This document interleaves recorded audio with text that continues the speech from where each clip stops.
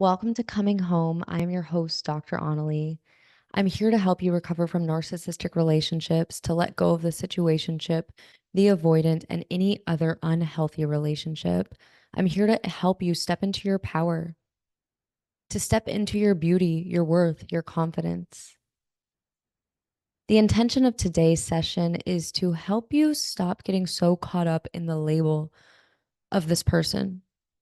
This person might not be outwardly gaslighting you. You might not be experiencing reactive abuse.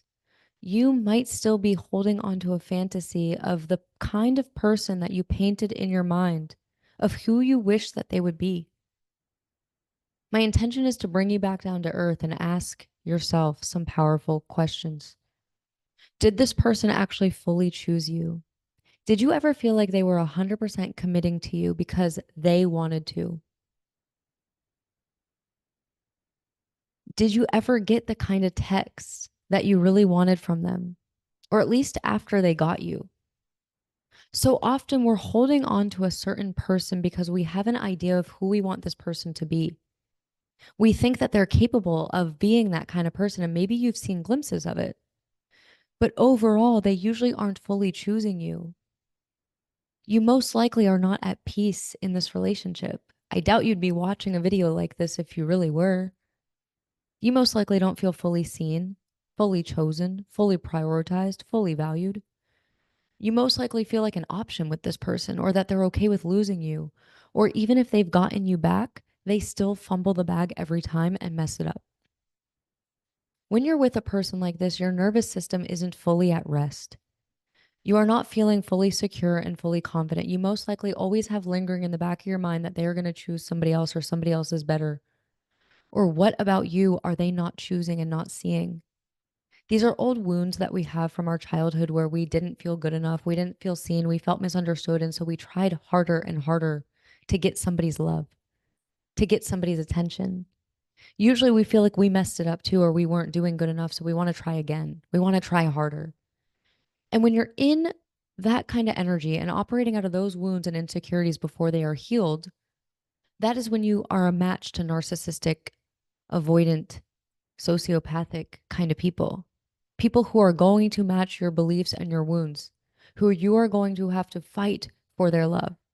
Your soulmate is out there. The love of your life is out there. Healthy love is out there. There's 8 billion people in the world.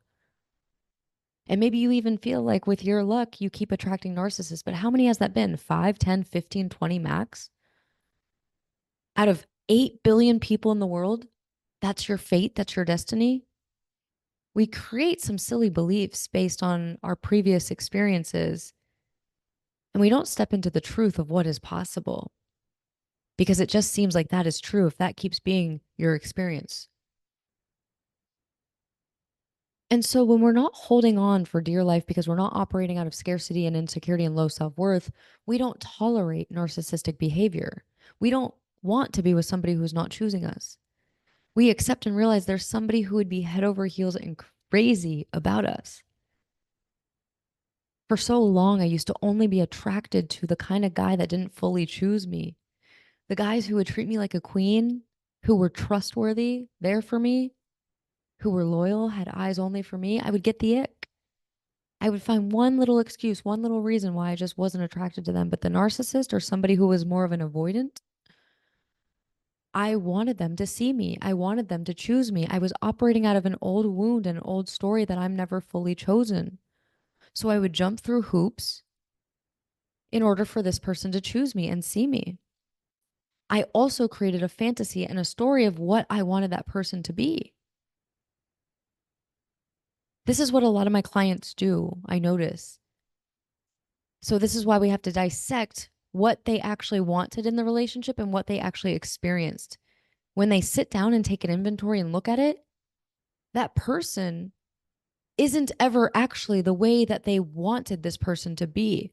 But because in the beginning they got attached or felt certain sensations in their nervous system, they attached that character with the person in front of them. And then when that person kept falling short, they kept holding on for dear life. This is where I'm here to help you unwind and untangle that the person that keeps not fully choosing you is not necessarily the character that you are hoping for in your story.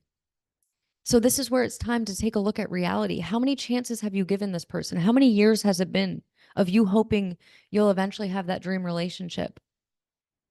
They will eventually fully choose you and fully see you, and they will come to the light where they realize you're the best thing that they ever had.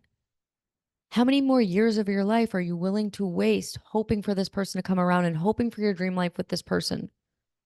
What I am really good at is helping people interrupt their patterns, their cycles, their loops, and their dynamics with an unhealthy person or somebody who's not fully choosing them. This is where you choose yourself. This is where you accept reality. This is where you realize there's 8 billion people in the world and you deserve somebody who would be head over heels crazy about you. But the way you're going to be that energetic match to that kind of person is when you choose yourself and you respect yourself and you no longer tolerate or are open and available and attracted to somebody who's not choosing you. That is the real work. That's what I do with my clients. I'm not here to just validate them and tell them what the narcissist did to them is horrible or tell them if somebody's a narcissist or not a narcissist. I'm more interested in helping you realize and figure out and finally let go of what within you has been attracted to somebody who's not fully choosing you. What within you keeps getting back with somebody and giving someone a million chances that keeps proving to you they don't fully value you? What within you hold on for dear life to somebody who cheats on you, who isn't loyal, who you keep catching in lies? That's the real work here. That's when you come home to yourself. That's when you love yourself. That's then when you can trust yourself to be open and available for a healthy partner who's going to be crazy about you and treat you like a queen, like a king, somebody so good to you. But you got to be so good to yourself. And this starts with you taking an honest and open inventory of yourself and your behavior and what part you have played. When you can see that, you will be in your power and you will let go of victim mentality and you will not be in on this pattern, this cycle, this loop, this dynamic, this relationship that is not fully serving you. Your whole life, your whole world will open up for you. It doesn't take more time.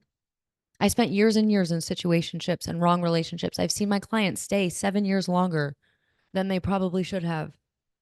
More time is not the answer. More courage and taking a look at your patterns, your wounds, your dynamics, and acting on the guidance that your higher power is giving you.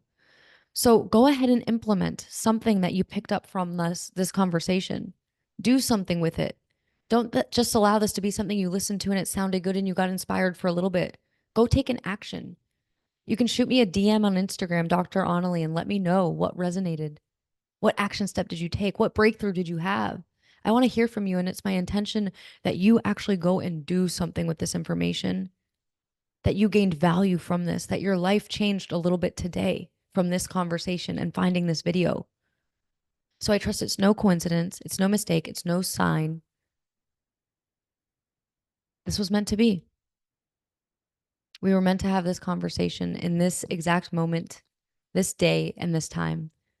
So I'm sending you so much love. I look forward to the next chat with you. I look forward to hearing from you on my Instagram, and I'll be talking to you soon.